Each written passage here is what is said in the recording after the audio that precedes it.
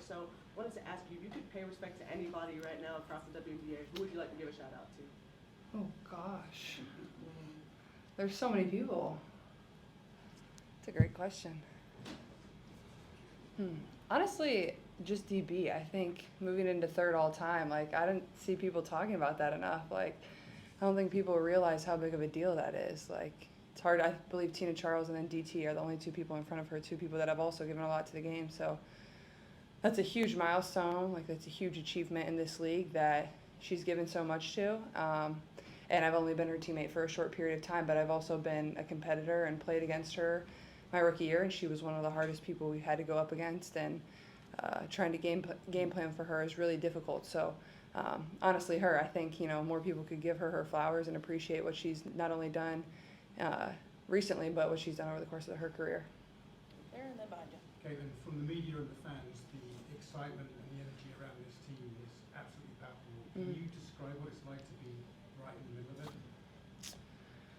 Man, I mean, it's fun. Like this is what gets you up every single day. Like me and Lexi were just stretching in the locker room. We're like, man, how lucky are we that this is our job? Like this is so fun. We get to play in front of, I don't know how many this arena sits, 18,000 or so. Like that's absolutely incredible. And I was just talking to Steph, and I told her like the energy in this building last time we were here last season like was really fun. It was a really fun place for us to play. So, as a competitor, like these are the games that you really love and you enjoy. And I mean, for me, like I get excited for every single game, no matter who it is, no matter who we match up against. And I think this team is just trying to find our identity at the same time. I thought we didn't play our best versus Atlanta last time, but how great of an opportunity it is for us today to come back here and really turn things around like that we didn't do in the first matchup. So excited about that. When you were a little girl, if somebody had told you that in 15 years' time you'd be part of something this big, what would you have said?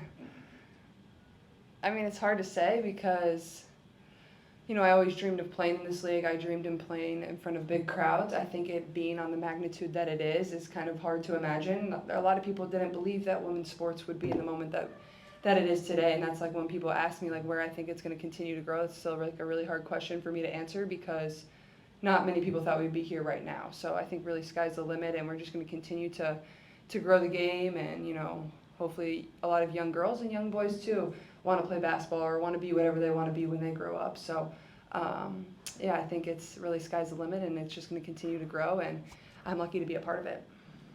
Hey, Caitlin, thank you for spending some time talking to us. Going back to what you said a moment ago, what do you remember about coming here to Atlanta a couple times last year, and what does this city, which has so much history, sports and otherwise, mean to you being here?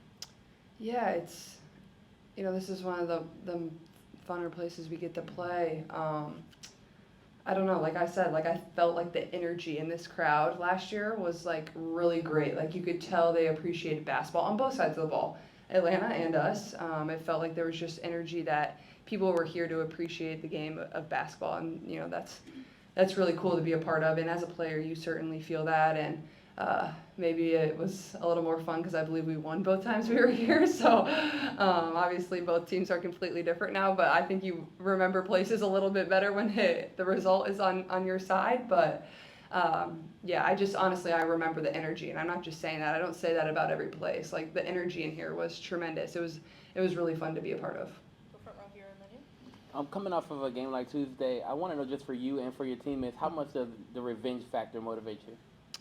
Yeah, I mean, I don't think it's so much revenge. I think it's a lot of the things that we looked at yesterday and even this morning. I think it was a lot of things that were controllable for us, and how do we fix that and make those little tweaks. It wasn't like huge things that we did completely wrong. It was just little areas that they exposed us in throughout the game that during the game we weren't able to adjust and shut down. And I think we've made some good adjustments, and I assume they're going to do the same even though they won. There's always things you're going to change from game to game. So just being aware in game of things that are working and things that aren't working. I think we need to do a little bit better job of that. And but yeah, you go back and watch the film. That's what's kind of unique about this type of situation. The film you're watching is the game you had just played. So it's a little weird, but also at the same time you can use that to your benefit. Thank you. We talked about during the game. What is it like for you just being a role model for all those young children? Yeah, I mean, that's why you do it. Like you look up and you see the people that are screaming, the people that have your jersey, the people that want 10 seconds of your time. For me, I love that. Like, I was that young girl at one point in my life, and, you know, I'm only 23 years old, so it feels like it was just a short time ago. So I can definitely empathize for, you know, what they're feeling and what they're going through. But also, a lot of people spend a lot of time and money and resources to be able to have an opportunity to come watch this team play or come watch me play. And, you know, I certainly understand that, and I try to make as much time as I can to sign an autograph, because that can really impact somebody's life. I mean, who knows, maybe they're going to put that up in their room and look at it every single day and have something to dream about and something, you know, that they want to be one day. And, you know, being able to do that and take, you know, like I said, 10 seconds, like, it's the little things that really go a long way that impact young kids. So it's not something I take lightly at all. We're up there. Caitlin, I saw you yesterday tweet about the Pacers. Oh, yeah, that was the craziness awesome. of that game. I guess where were you when everything was going on? And I guess just the vibe and the energy around Indiana right now with the Pacers, of course, and then you all having expectations. Just how big is that? Yeah, well, I was in my hotel room. It was a good thing I had taken a nap earlier in the day so I could be able to stay up for overtime. But I actually, like, I regretted not taking a video of myself when Tyrese made the game winner versus the Bucks. So I have a video on my phone. I'm never going to show anybody. I sent it to a few people. I videotaped myself, like, the final play, and I have my reaction in real time, and it's a pretty iconic video. Maybe one day everybody will see it, but no, not right now.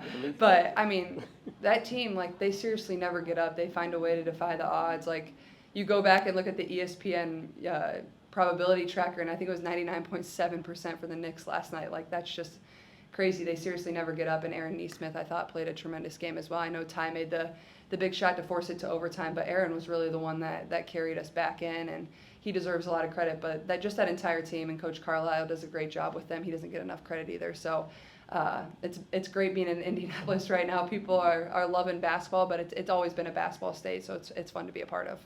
Cool. Thanks, Neil. Thanks, Thank guys. you. Can you go back to court?